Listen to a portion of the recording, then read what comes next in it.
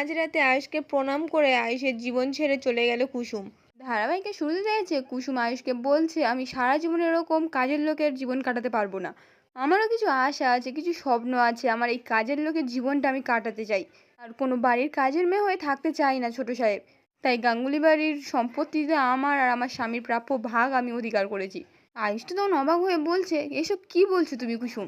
কুসুম তখন বলছে, আমি যা বলেছি ঠিক বলেছি, ন্যায্য কথা বলেছি।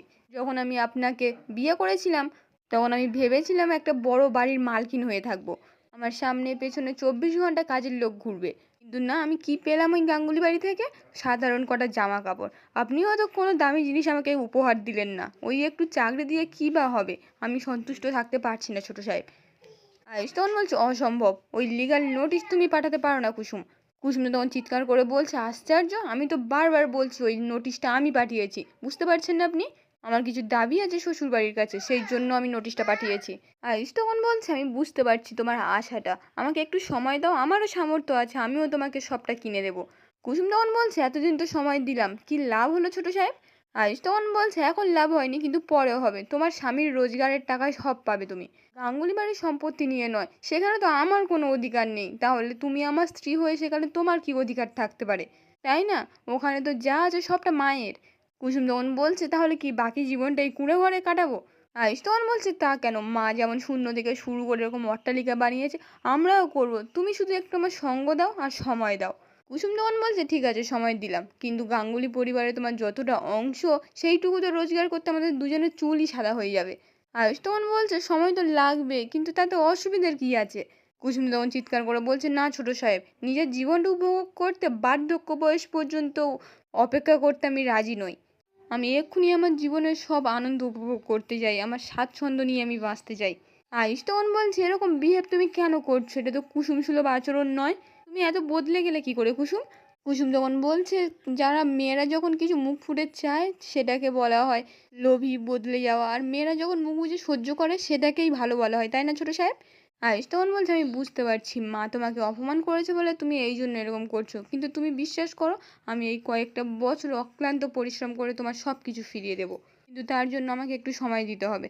আর তার জন্য যে তুমি খারাপ কাজটা করে অনুসরণ করে মাকে এত বাজে কাজ করেছো, তার জন্য মায়ের কাছে গিয়ে ক্ষমা চাইতে হবে এক্ষুনি, চলো।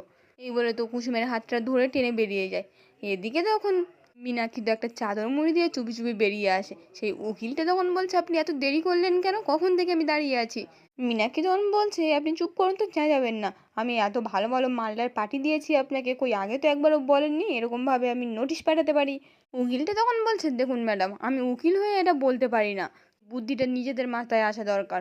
কুসুম ম্যাডামের মাথায় এসেছিল আর সেই বুদ্ধিটা আমি কাজে লাগিয়ে দিয়েছি। আর আপনার মাথায় যদি বুদ্ধিটা আসতো, আপনার জন্যও না হয় আমি নোটিশের ব্যবস্থা করে দিতাম। মীনাক্ষী যখন বলছে, ছাড়ুন, ভ্যানটা যখন আগে বাজিয়েছেন, এবারে আমার নাম করে একটা নোটিশ পাঠিয়ে দিন। সম্পত্তি যখন ভাগ হচ্ছে, এবার আমার ভাগটা আমাকে বুঝে নিতেই হবে। এদিকে তখন কুসুম তো আয়ুষকে বলছে, আমার হাতটা ছাড়ুন, আমি দেবীমার কাছে ক্ষমা চাইবো না। আয়ুষ তখন বলছে, আমি যখন বলেছি চাইতে হবে, চলো। কুসুম তখন জোর করে হাতটা ছাড়িয়ে নিয়ে বলছে, আমি শেষবারের মতো বলে দিচ্ছি, আমি ক্ষমা চাইবো না, আমি তো কোনো ভুল করিনি, তাহলে ক্ষমা কেন চাইবো? আয়ুষ তখন বলছে, আমি অকারণে ক্ষমা চাইতে বলছি? কুসুম তখন বলছে, তা নয় তো কি, আমি গরিব বাড়ির মেয়ে বলে সবসময় আপনাদের কাছে মাথা ঝোঁকাতে হবে? আর তা যদি না হয় তাহলে আমি ক্ষমা চাইবো না, আমি কোনো অপরাধ করিনি। সেদিন আপনি বাধা দিয়েছিলেন বলে আমি কিচ্ছু বলিনি, কিন্তু আজ আমি বলবো, যদি ক্ষমা কারো চাইতে হয় দেবীমাই চাইবে।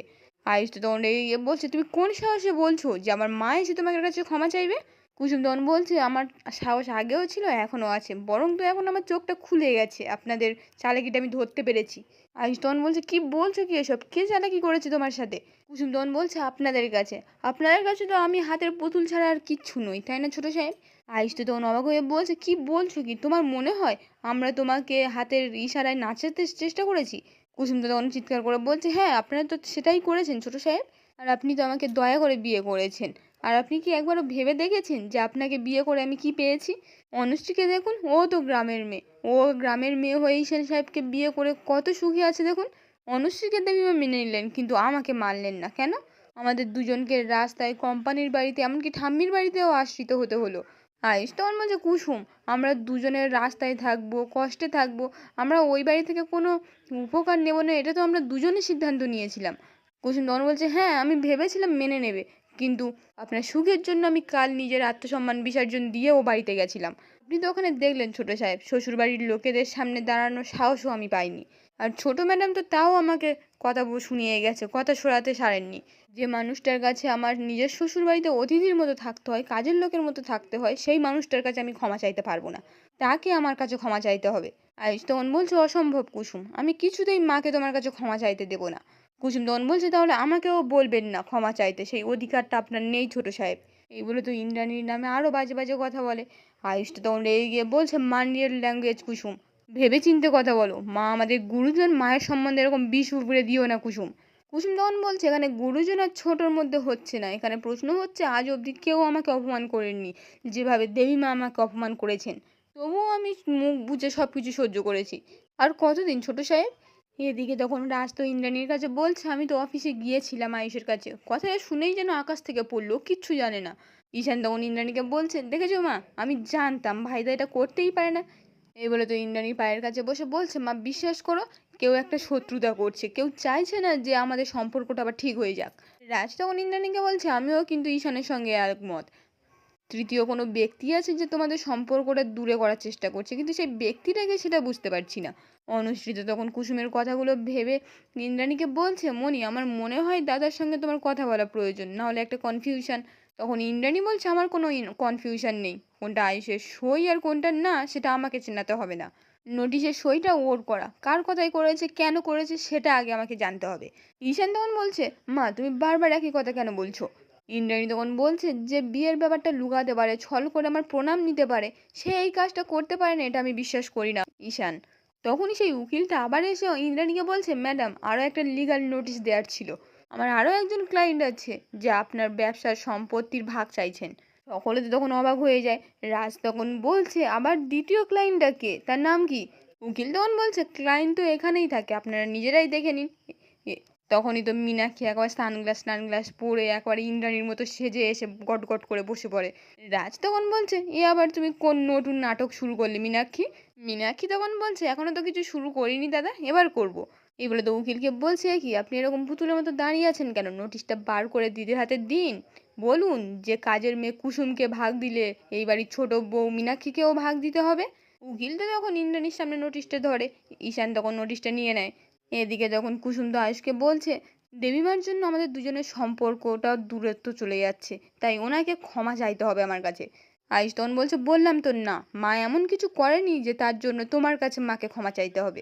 কুসুম তখন কাঁদতে কাঁদতে বলছে, আপনি কি সারা জীবন মায়ের ছেলে হয়েই থাকবেন, নাকি স্বামী হয়ে স্ত্রীর পাশে দাঁড়াবেন? আপনাকে দেখে না আমি অবাক হচ্ছি ছোট সাহেব, আপনি নাকি এই এত বড় কোম্পানি চালাতেন, মায়ের আঁচল থেকে তো এখনো বেরোতেই পারলেন না। সারা জীবন শুধু মা মাই করে গেছেন, নিজের স্ত্রীর মর্যাদা কি নেই আপনার কাছে? আয়ুষ তখন বলছে, আমি ভাবতেই পারছি না তুমি মায়ের সম্বন্ধে এসব কথা বলছো। তুমি না একদিন বলেছিলে, যদি মায়েরা তোমার মধ্যে কাউকে বেছে নিতে হয় মাকে বেছে নিতে, তাহলে এখন কি হলো কুসুম? কোনটা আসলে নাটক কুসুম, ওইটা না এখন বলছো সেটা? কুসুম তো তখন চিৎকার করে বলছে, তখন আমি বোকা ছিলাম ছোট সাহেব, কিন্তু এখন আমি আর বোকা নই। আমি গাঙ্গুলি বাড়ির সঙ্গে, গাঙ্গুলি বাড়ির লোকদের সঙ্গে কোনো সম্পর্ক রাখতে চাই না। আমি ও বাড়িতে আর ফিরে যেতে চাই না, কারোর মুখও দেখতে চাই না, এমনকি দেবী মায়ের মুখও পর্যন্ত দেখতে চাই না। আমার শুধু আপনার অংশ চাই। আয়ুষ তো তখন কুসুমের কথা শুনে অবাক হয়ে যায়। আজকের পর্বটি এখানেই শেষ হয়ে যায়। কেমন লাগলো কমেন্টে জানাতে ভুলবেন না।